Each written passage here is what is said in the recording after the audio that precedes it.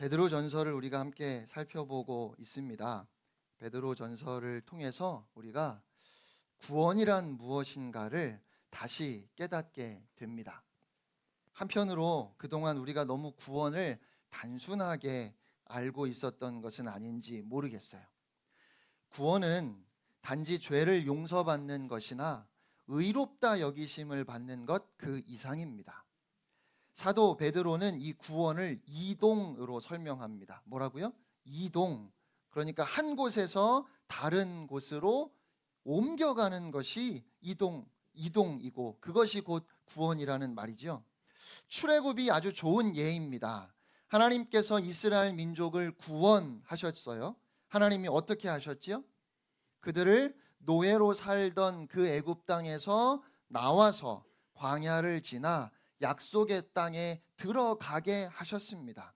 이게 구원이고, 그래서 구원은 이동이라는 겁니다. 그러니까 교회가 구원을 받았고 받고 있고 또 받을 것이라는 말씀은 그렇게 교회가 이동 중에 있다는 뜻입니다.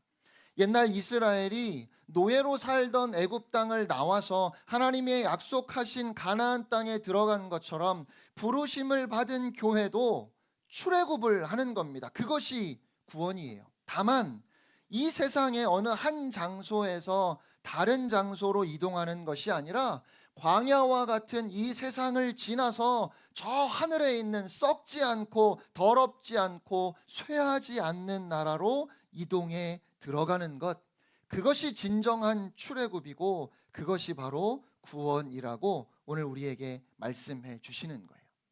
그러니까 오늘 사도 베드로를 통해서 주님이 말씀하시는 이 구원에 가장 역행하는 것이 있다면 이 세상을 도무지 벗어나지 못하는 교회, 그런 신앙일 겁니다.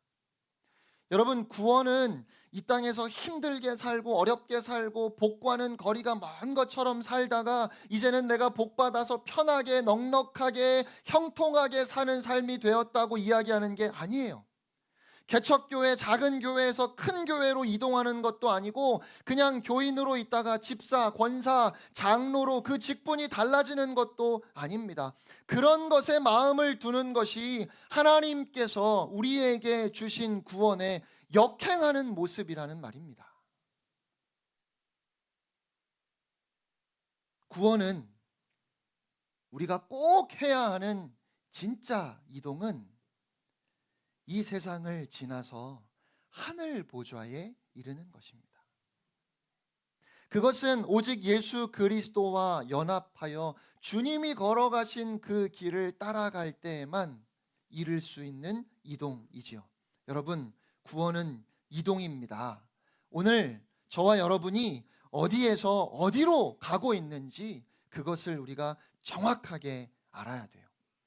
사도 베드로는 흩어져 있는 교회들에게 편지를 쓰면서 인사말에 이어서 가장 먼저 3절부터 12절까지 이 세상에서 나그네 된 교회가 받은 구원이 얼마나 견고한 것이고 보장된 것이고 또 영광스러운 것인지를 증거했어요. 그 길은 예수 그리스도의 피로 시작해서 그리스도의 고난의 길을 따라 결국 약속의 땅, 저 하늘에 간직된 영광의 나라에 이르는 길이지요. 그 목적지에 이르는 것이 오늘 우리에게 있는 살아있는 소망입니다.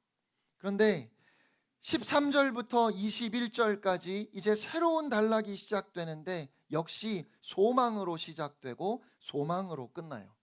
그래서 사도 베드로의 편지를 우리가 소망의 편지라고 부르고 또 베드로를 소망의 사도라고 부르지요.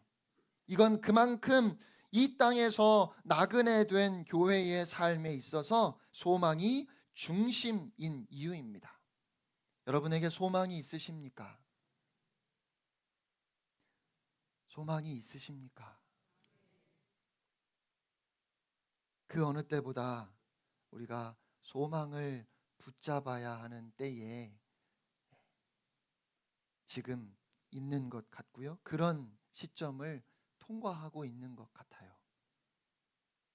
오늘 함께 예배하는 여러분의 마음속에 정말 이 소망이 다시 되살아날 수 있기를 축복합니다. 그러면 교회는 그 소망의 길을 어떻게 걸어야 하는지를 우리에게 말씀해 주셔요. 13절 말씀 우리 함께 읽겠습니다. 시작. 그러므로 너희 마음의 허리를 동이고 근신하여 예수 그리스도께서 나타나실 때에 너희에게 가져다 주실 은혜를 온전히 바랄지어다. 아멘. 오늘 본문이 그러므로라는 단어로 시작되지요. 살짝 결론을 짓고 가겠다는 겁니다.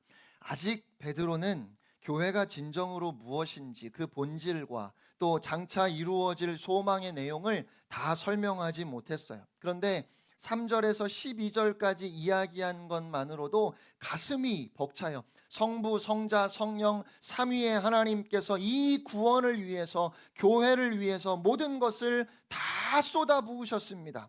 택한 백성들이 이 세상을 지나서 결국 그 영광의 보좌 앞에 저 하늘에 이르는 그 장엄한 출애굽 사건, 이것이 바로 구원이지요. 그렇게 이 땅에서 복음이 확산되고 구원의 역사가 일어나는 것이 너무 궁금해서 천사들도 지금 살펴보고 있습니다. 여기까지만 해도 교회는 정말 놀라운 공동체인 겁니다.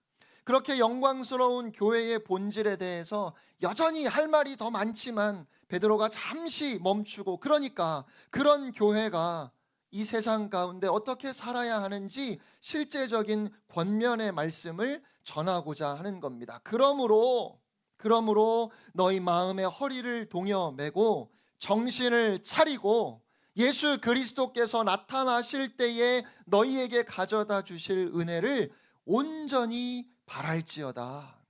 온전히 바랄지어다 라고 했는데, 여러분, 바라는 게 뭐예요? 소망하는 거잖아요. 영광된 부르심을 받은 교회는 어떻게 살아야 할까요? 그 질문에 답을 하기 위해서 오늘 본문의 근거에서 새로운 질문을 우리가 해야 합니다. 바로 우리의 소망은 어디에 있는가 하는 것입니다. 사랑하는 성도 여러분, 여러분은 무엇을 소망하며 살고 있습니까? 지금 여러분 마음에 간절한 소망이 있다면 그것은 무엇입니까? 우리의 소망이 이 세상이나 세상에서 받아 누릴 복에 있다면 우리는 오늘 주님이 말씀하시는 온전한 소망의 삶을 살 수 없어요. 왜냐하면 13절에 주님이 말씀하시는 그 소망의 삶이란 바로 출애굽 신앙이기 때문에 그래요. 마치 옛날 이스라엘이 노예로 살던 땅 애굽을 탈출해서 홍해를 건너고 광야를 지나 약속의 땅에 들어갔던 것처럼, 그렇게 우리는 실제로 이동하는 삶을 사는 것이기 때문에 그렇습니다. 그래서 가장 먼저 우리는 오늘 우리가 소망하는 것이 무엇인지, 우리의 소망이 과연 어디에 있는지를 살펴보아야 돼요. 여러분, 우리의 소망을 어디에 두어야 할까요? 오늘 주님은 주께서 나타나실 때 가져다 주실 그 은혜에 소망을 두라고 하십니다. 그렇게 그때에 우리의 구원이 완성될 거예요. 그건 은혜지요. 교회는 하나님의 은혜로 세워졌고 또 하나님이 주시는 은혜로 성장해 갑니다. 교회가 고난 가운데에서 그리스도의 영광에 참여하도록 인도하시는 하나님의 섭리입니다. 그렇게 우리가 은혜 가운데 있지만 정말 중요한 건 우리가 이미 경험했던 은혜, 오늘도 우리가 누리고 있는 이 은혜, 그 은혜보다 더 큰 은혜가 우리를 기다리고 있다는 사실이. 은혜 위에 은혜지요. 은혜로 시작됐고 은혜로 진행되고 결국에는 더 큰 은혜를 받는 자리로 나아갑니다. 이것이 성도의 삶이고 교회가 가는 길이에요. 그러니까 우리는 그것을 주님이 나타나실 때에 가져다 주실 그 은혜를 바라보아야 한다는 거예요.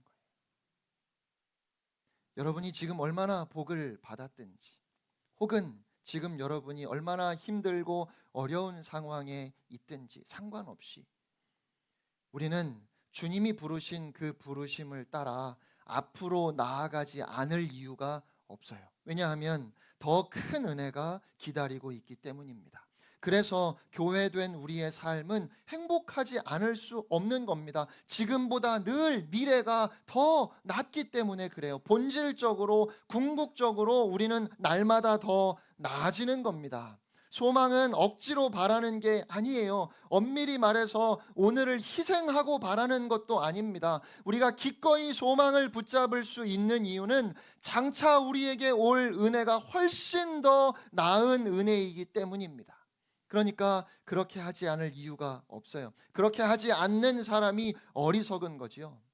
사랑하는 성도 여러분, 우리는, 교회는 지금이 아니라, 이 세상이 아니라 장차 주께서 주실 그 은혜에 소망을 두어야 합니다. 그래서 우리는 우리를 부르신 주님을 향하여 한 걸음 한 걸음 나아갈 것입니다. 2024년 한 해에도 여러분이 그렇게 열심히 걸어 오셨지요? 하나님이 선물로 주시는 2025년 복된 새해도 우리는 변함없이 걸어갈 것입니다. 아니, 오히려 더 힘내서 기쁨으로, 감사함으로 한 걸음 한 걸음 나아가는 여러분이 되시기를 축복합니다. 그렇게 그 길을 가기 위해서 너희 마음의 허리를 동여 매고 정신을 차리라고 하십니다. 이 말씀은 출애굽기 12장 11절을 생각나게 합니다. 우리 12장 11절 말씀 함께 읽지요. 시작. 너희는 그것을 이렇게 먹을지니 허리에 띠를 띠고 발에 신을 신고 손에 지팡이를 잡고 급히 먹으라. 이것이 여호와의 유월절이니라. 아멘. 출애굽을 앞두고 유월절을 지키면서 양의 고기와 무교병과 쓴 나무를 먹을 때 하나님이 허리에 띠를 띠고 신을 신고 손에는 지팡이를 들고 급하게 먹으라고 하셨어요.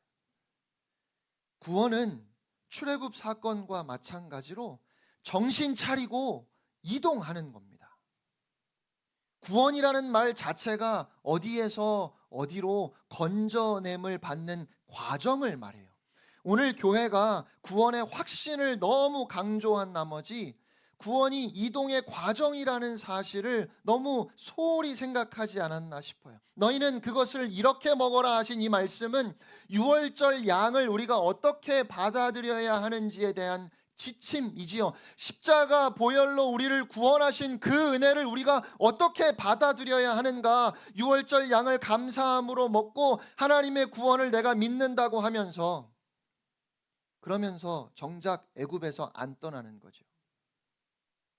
출애굽은 하지 않는 거예요. 애굽을 떠나려고 하지 않으면 얼마나 어리석은 모습입니까?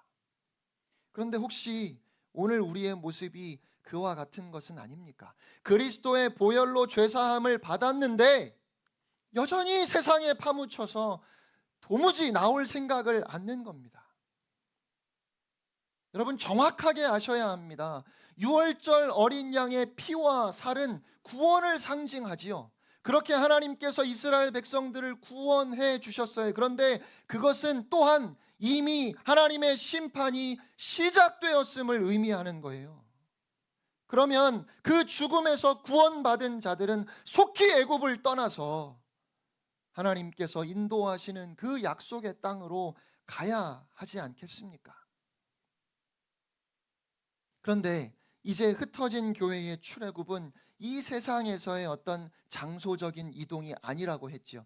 애굽에서 가나안으로 가는 것이 아니라 이 세상에서 하늘로 가는 이동입니다. 그래서 그냥 허리가 아니라 너희 마음의 허리를 동여매라고 하셔요. 마음의 허리라고 할 때 이 마음은 단지 감정적인 차원만이 아니라 우리의 생각, 가치관, 판단과 같은 의지적인 차원을 모두 가리키는 겁니다. 우리의 삶과 이 세상을 바라보는 관점, 그 가치관에 있어서 흐트러짐이 없어야 하는 거죠. 그리고 정신을 차리라고 그렇게 말씀하시는데 이 말씀의 원어를 보면 깨어 있으라 하는 뜻이고요. 동시에 취하여 정신을 잃어버리지 말라, 그런 의미의 말이에요. 무엇에 취하지 말라는 말일까요? 술 취하지 말라는 말씀입니다. 세상에 취하지 말라는 말씀이에요. 취하면 마비가 되죠. 제대로 움직이지 못합니다. 술에 취하면 몸도 정신도 통제력을 잃어버려요. 그래서 성경은 술 취함에는 방탕함이 따라온다고 말씀해요. 취한다는 것은 자신의 통제력을 다른 것에 내주고 그것에 종노릇하는 결과를 초래합니다. 음식이든 돈이든 쾌락이든 명예든 처음에는 내가 통제력을 갖고 즐기고 그럴 수 있다고 생각하지만 그것에 취하면 점차 나의 통제력을 그 중독된 대상에게 내어주고 결국은 그것에 매여서 종노릇하게 돼요.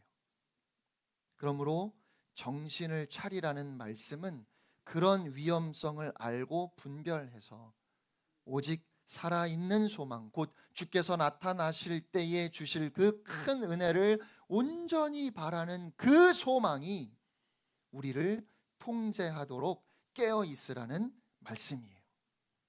본질적으로 복음도 교회도 신앙도 세상을 부인합니다. 그런데 오늘 교회는 세상과 너무 친숙한 것 같아요. 세상이 교회를 낯설어 하지도 않고 교회도 세상이 전혀 낯설지 않습니다. 그만큼 교회가 세상적인 거예요. 예수 믿어 복 받는 것이 복음의 전부라면 교회가 세상과 다를 수가 없지요. 그래서 14절부터 16절까지의 말씀은 그렇게 이 땅을 통과하고 있는 교회에게, 우리들에게 방향을 정해주는 말씀입니다. 14절로 16절 말씀 우리 함께 큰 소리로 읽겠습니다. 시작. 너희가 순종하는 자식처럼 전에 알지 못할 때에 따르던 너희 사욕을 본받지 말고 오직 너희를 부르신 거룩한 이처럼 너희도 모든 행실에 거룩한 자가 되라. 기록되었으되 내가 거룩하니 너희도 거룩할지어다 하셨느니라. 아멘. 아멘. 여러분, 속도보다 방향이 중요합니다. 구원은 이동하는 것인데요, 그렇게 갈 때 얼마나 빨리 가느냐보다 어디를 향해서 가느냐가 중요해요. 육상 선수는 빨리 뛰는 게 물론 중요하겠죠. 그런데 그보다 더 중요한 건 결승점을 향해서 뛰어야 한다는 겁니다. 지금 베드로가 전하는 주님의 말씀이 바로 그거예요. 방향에 관하여 말씀하시는 겁니다. 결승점이 아니라 엉뚱한 곳을 향해 뛰어간다면 아무리 빨리 뛰어도 실격이지요. 14절에 전에 알지 못할 때에 따르던 너희 사욕을 본받지 말고 라는 이 말씀 안에 스케마라는 단어가 들어있는데 이 단어는 어떤 습관이나 형식, 방식을 의미하는 말이에요. 그래서 위에 이 말씀은 그 방식, 그 습관, 그 길에 동화되지 말라는 뜻입니다. 다시 말하면 무엇을 따라가고 있느냐 하는 문제인데 바로 그 다음 15절에 너희를 부르신 거룩한 이처럼, 오직 너희를 부르신 거룩한 이처럼 라는 이 말씀이 사실은 너희를 부르신 거룩하신 그분을 따라 이렇게 되어 있어요. 그러니까 우리가 어디로 가야 하는지 방향을 정해 주시는 거죠. 무조건 열심히 하는 것으로는 부족합니다. 아니, 정확하게 말하면 부족한 게 아니라 아주 치명적일 수 있어요. 한국 교회는 이 열심을 굉장히 강조해요. 그런데 그 속도보다 방향이 먼저입니다. 교회는 하나님 아버지의 미리 아심을 따라 성령의 거룩하게 하심으로 태어났다고 말씀하잖아요. 교회는 하나님의 뜻의 표현입니다. 그 출발도, 그 자람도, 그 완성도 그렇습니다. 그런데 오늘 교회가 모든 것을 총동원해서 아주 열심히 세상을 따라가고 있는 것은 아닙니까? 그렇게 성장하면 무엇이 될까요? 교회가 기업이 되는 겁니다. 세상을 따라서 열심히 성장했기 때문입니다. 그래서 세상으로부터 외면당하고 심지어 손가락질 받는 것 아닙니까? 세상이 교회에서 하나님의 은혜와 진리, 그 거룩을, 그 영광을 보지 못하기 때문입니다. 그러므로 결국은 무엇을 따라가느냐의 문제예요. 교회는, 우리는 무엇을 따라 열심을 낼 것인가? 그것을 알고자 한다면 먼저 하나님의 뜻을 묻고 하나님의 말씀에서 길을 찾아야만 합니다. 그리고 성령님의 거룩하게 하심으로 자신의 마음의 동기와 목적을 정직하게 살펴보아야지요. 어떻게 나아가야 할지 오직 말씀의 인도함을 받아야 합니다. 하나님을 알고 하나님의 뜻을 아는 그 일에 있어서 우리가 자라가야지요. 오직 성령님이 주시는 거룩하고 뜨거운 열정에 사로잡혀야 합니다. 그렇게 달려갈 때에만 우리는 구원에 이르고 생명의 면류관을 받게 됩니다. 교회가 해야 하는 경주는 그 시작과 끝이 분명하게 정해져 있습니다. 그 출발선과 결승선은 모두 너희를 부르신 분입니다. 교회는 하나님으로부터 출발하고 하나님과 함께 가고 하나님 앞에 이르는 거예요. 교회의 목표는 하나님께 이르는 겁니다. 곧 하나님께서 주신 거듭난 생명이 온전히 성장하고 성숙해서 하나님 아버지를 닮은 온전한 자녀가 되는 것, 그것이 우리가 바라보아야 하는 목표인 겁니다. 그래서 15절에 말씀하시는 것처럼 오직 너희를 부르신 거룩한 이처럼 너희도 모든 행실에 거룩한 자가 되라. 이 권면을 우리가 마음에 깊이 새겨야 합니다.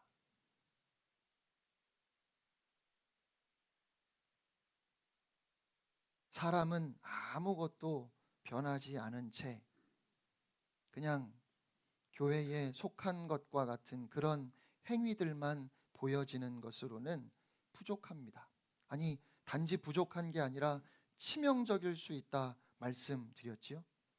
예수님을 믿고 내가 복받았다고 그렇게 이야기하는데, 내가 간절히 기도해서 이렇게 기적적인 응답을 받았다고 간증도 하는데, 목사가 개척한 지 수년 만에 큰 교회가 되었는데 정작 그 사람은, 나 자신은 거룩하신 하나님을 따라서 조금도 변화되고 성숙해진 것이 없다면 그건 틀린 방향으로 그냥 열심히 뛴 거예요.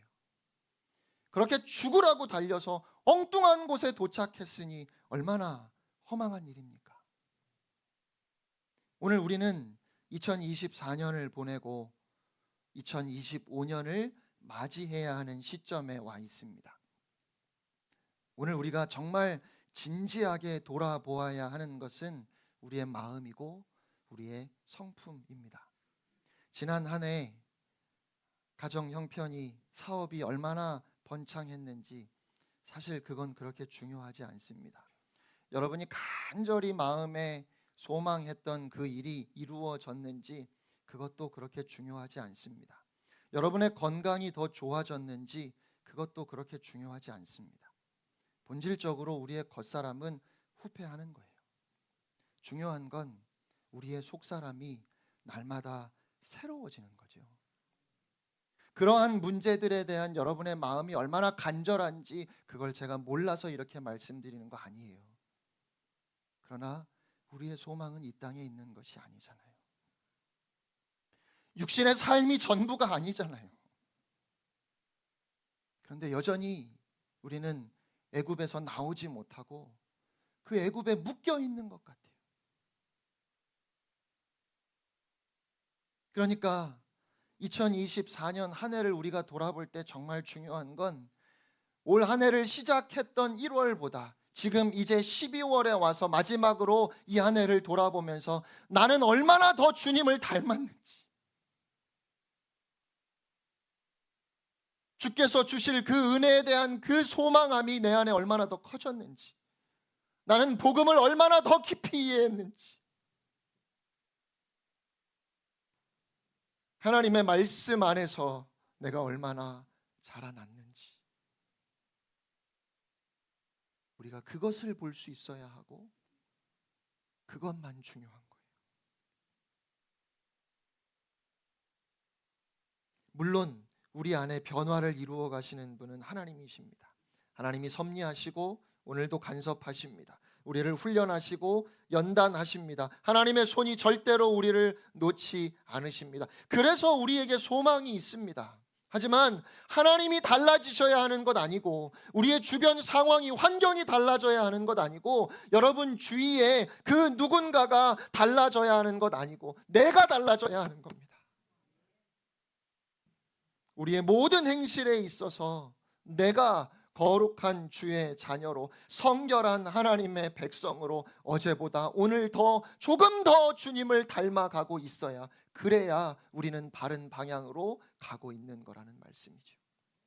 우리가 힘쓸 곳은 나 자신입니다. 내가 변해야만 합니다. 하나님이 주신 거듭난 생명으로 살아서 그 생명의 힘으로 말씀을 읽으며 하나님이 기뻐하시는 뜻을 생각하고 그 뜻을 내 삶에 이루어감으로 나의 말도 행동도 습관도 성품도 결국은 그 거룩하신 하나님의 성품을 내 안에 이루어갈 수 있도록, 그렇게 나를 쳐서 복종케 하는 것, 그렇게 하나님의 말씀의 사람이 되어가야 하는 것, 그것이 오늘 우리가 가야 하는 삶의 바른 방향이고 우리가 이르러야 하는 목적지임을 오늘 우리에게 주께서 말씀하십니다. 사랑하는 성도 여러분, 2024년 한 해를 마무리하는 오늘, 우리 함께 다시 마음의 허리를 동여맵시다. 지난 한 해 참 힘든 일도 많았고, 또 지금 여전히 여러분의 마음이 너무 혼란스러울지도 모르겠어요. 그러나 오늘 말씀을 우리가 붙들고 정신을 차려야 합니다.